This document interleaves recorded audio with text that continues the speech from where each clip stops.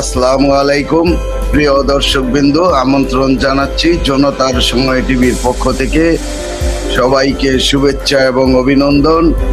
শুরুতেই থাকছে স্বাধীনতা বিরোধী দল জামাত কিভাবে ইতিহাস বিকৃতি করলেন, শুনবেন আমিরের কথা।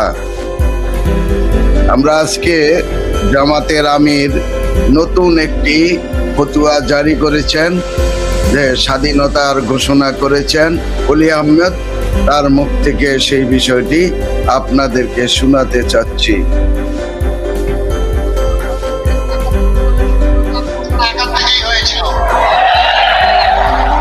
আপনাদেরই এক গর্বিত সন্তান সবার আগে চিৎকার দিয়ে বলেছিলেন উই রিবর্ন।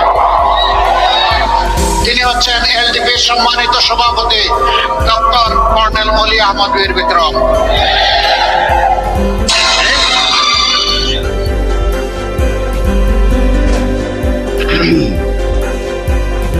আপনারা শুনলেন যে